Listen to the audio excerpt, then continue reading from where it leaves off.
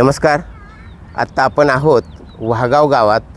कराड तालुक्यातील हे एक महामार्गाला जोडलेलं गाव आहे. जे मूळ गाव आहे ते मूळ गाव या महामार्गाच्या पूर्वेला आहे आणि महामार्गाच्या पश्चिमेला असणारं म्हणजे त्यालाही 50-60 वर्षे झालेली आहेत. तिथं एक झोपडपट्टी आहे. या ठिकाणी जवळजवळ 250 कुटुंब राहतात. आजही ग्रामपंचायतीच्या हद्दीत नसल्यामुळे त्यांना मूलभूत सुविधा मिळत नाहीत. पाणी नाही, स्वच्छता नाही किंवा इतर ज्या काही ग्रामपंचायतीकडून ज्या योजनांचा फायदा मिळावा तो कोणताही आजपर्यंत फायदा मिळालेला नाही. त्यांनी अनेक वर्ष भांडतायत, ते आंदोलनं केलेले आहेत. यापूर्वीसुद्धा 2008 साली या ठिकाणी प्रचंड मोठी दंगल झालेली होती. या वस्तीवरती काही लोकांनी हल्ला केलेला होता आणि संपूर्ण या गावाचं मीठ मिरची, ज्याला काही किराणा भुसार जी काही आपण माल म्हणतो, तो सुद्धा या गावाने यांना वाळीत टाकल्यासारखं केलेलं होतं.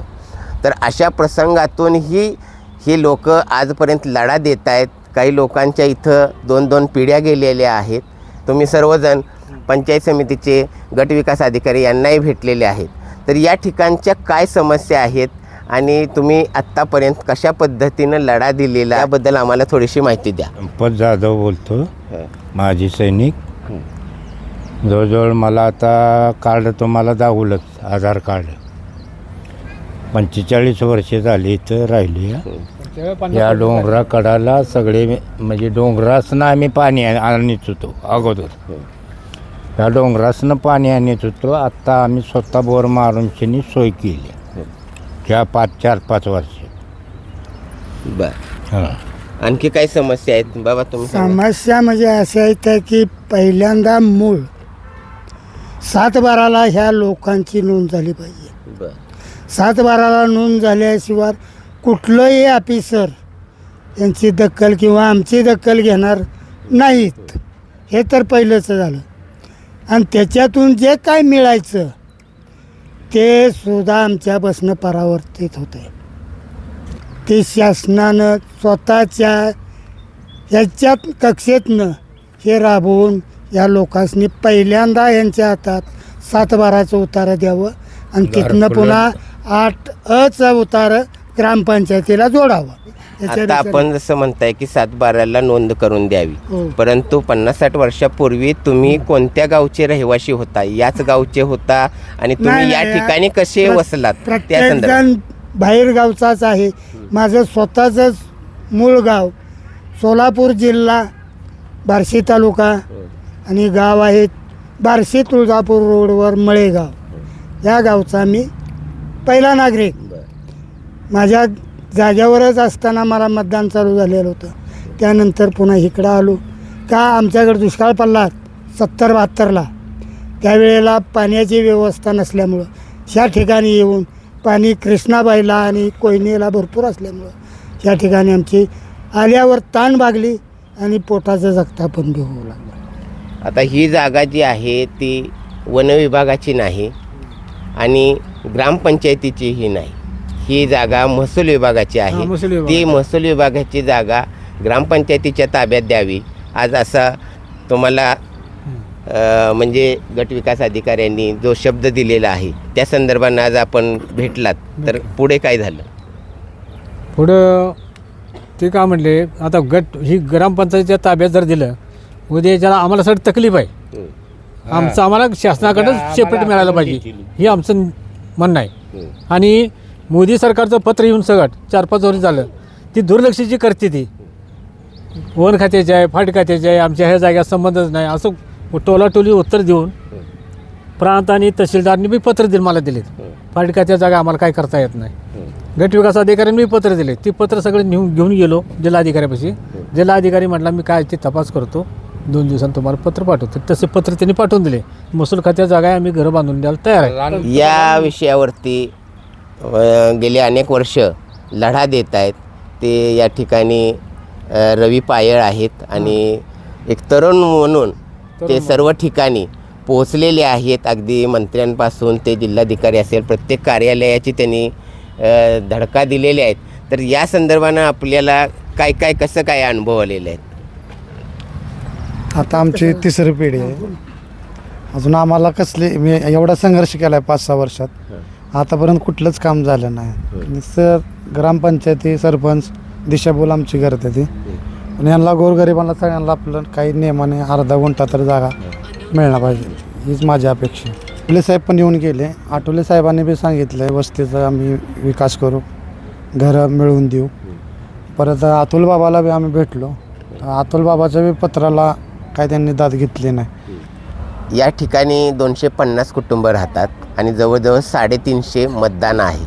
म्हणजे ग्रामपंचायतीला असेल, पंचायत समिती झेडपी असेल किंवा आमदारकीचं निवडणुका असो, फक्त मतापुरता या लोकांचा विचार केला जातो, वापर केला जातो. परंतु यांना ज्या सोयीसुविधा द्यायच्या आहेत, मूलभूत हक्क ज्यांचे आहेत ते यांना देण्यासाठी आजपर्यंत शासन पातळीवरती ही दिरंगाई झालेली आहे किंवा टोलवाटोलवी होत आहे. या अनुषंगाने आपण काय सांगाल?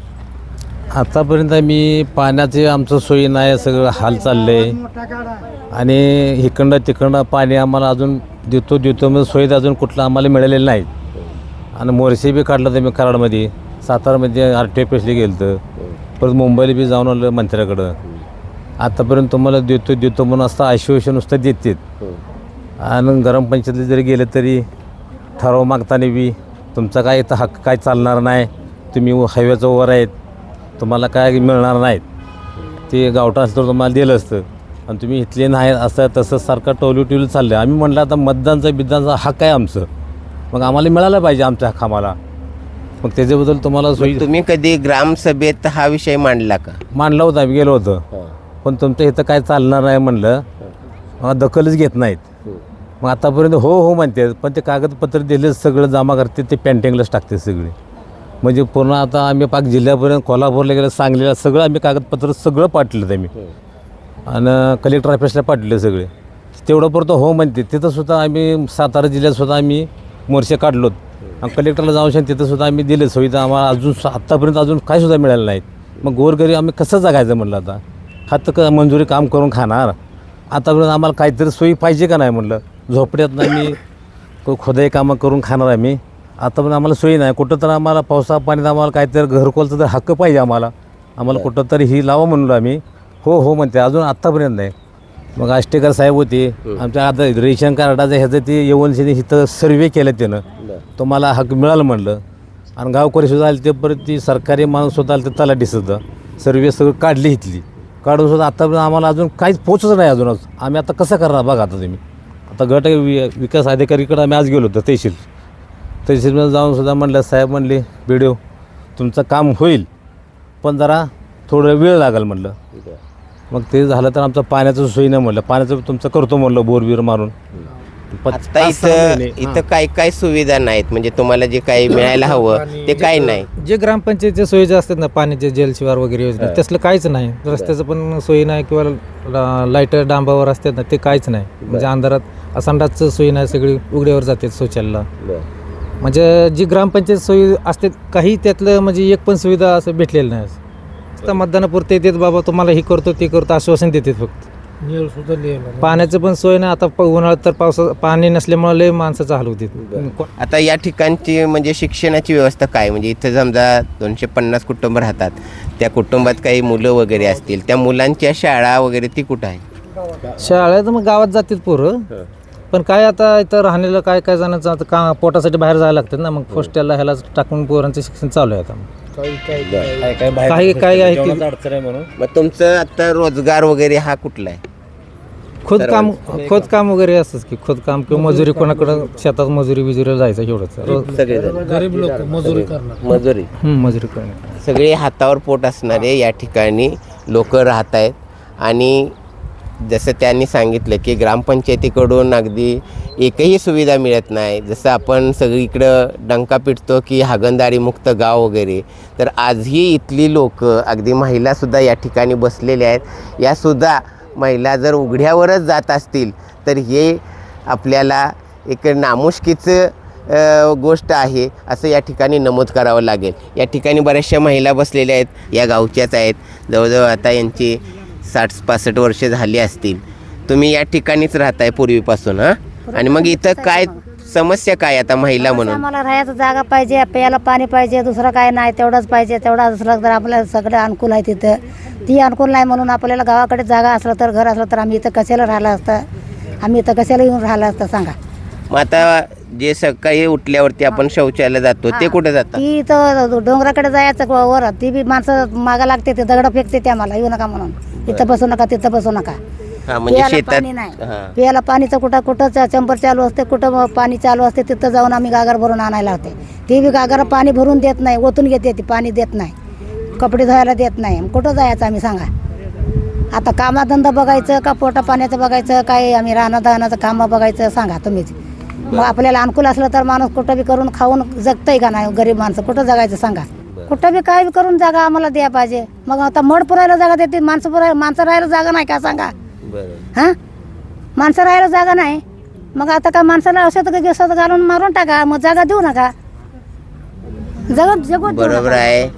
ही सगळी मग आतला राग आहे, पोटतिडीक आहे. या लोकांनी कुठं जायचं? म्हणजे शौचाला जायचं म्हटलं तरी महिलांना उघड्यावर जावं लागतंय. तिथंही काही त्या ठिकाणी जी लोकं आहेत ती दगडं मारणे किंवा त्यांना उठवणं, हाकलून देणे, पाण्याची सोय, पाणी घेतलं तर ते पाणी सांडून देणे, किंवा हे अन्याय आपल्या सातारा जिल्ह्यात, म्हणजे एक सुसंस्कृत जिल्हा म्हणतो आपण, या जिल्ह्यातसुद्धा जर अशा घटना घडत असतील, त्याही कराड तालुक्यात ज्या ठिकाणी आपण यशवंतरावांचे विचार मांडतो त्या विचारांच्या जवळ असणारं हे वाहगाव, या वाहगावातली ही जर परिस्थिती असेल तर अत्यंत दयनीय अवस्था आहे. या लोकांना कधी न्याय मिळणार? आज जे केंद्रीय मंत्री रामदास आठवले यांनी जे एक पत्रव्यवहार केलेला आहे कलेक्टरांच्याकडून खालपर्यंत आलेला आहे, आणि आज कराडचे जे पंचायत समितीचे गटविकास अधिकारी आहेत त्यांनी या लोकांना आश्वस्त केलेलं आहे की काही दिवसातच या सर्व तुमच्या समस्या सोडवण्यात येतील. जे काही कागदपत्रांची पूर्तता आहे ती केली जाईल, आणि जी महसूल विभागाची जी जागा आहे ती तुमच्या नावावर करून देण्यासाठी आम्ही लवकरात लवकर प्रयत्न करू. आणि त्यानंतर ज्या ग्रामपंचायतीकडून मिळणाऱ्या सोयीसुविधा आहेत, एक नागरिक म्हणून, एक ग्रामस्थ म्हणून त्यांना ज्या मूलभूत गरजा आहेत त्या गरजा पुरवण्यासाठी आम्ही त्यांना मदत करू असं त्यांनी शब्द दिलेला आहे. यांच्या पाण्याच्याही समस्या आहेत. पाणी समस्या सोडवण्यासाठी सुद्धा BDO साहेबांनी आज या ठिकाणी सर्वांना एक शब्द दिलेला आहे. त्या पद्धतीनं लवकरच ही या लोकांना न्याय मिळेल अशी या ठिकाणी अपेक्षा करतो. धन्यवाद. 95 साली आलो आहे आम्ही ह्या गावाला. 95 साली आलो तर इथं काय झोपडपट्टी नव्हती. यांचं एक घर, आमचं एक घर, आणि सोनवल्याची एक 4-5 घरं होती. मग एवढ्या अडचणीमध्ये आम्ही इतक्या दिवस राहिले, आता 30 वर्ष झालं, 30-35 वर्ष पाण्याची सोयी नाही आम्हाला. आता आमच्या सुना बाळा आल्या त्यासनी बसायला कुठं उघड्या जागा बसायला आहे, कुठं जायला जागा नाही, कुठं संडासला जायचं म्हणलं बाहेर जायचं म्हणलं तरी उघड्यावर जायला लागतंय. नाही पाण्याची सोयी, नाही लाईटीची सोयी, जायचं नाही, डांबावर लाईटा नाही, त्या काय नाही, त्या जागेची बी सोयी नाही, घरदार नाही. हक्काचं आम्हाला घर पाहिजे.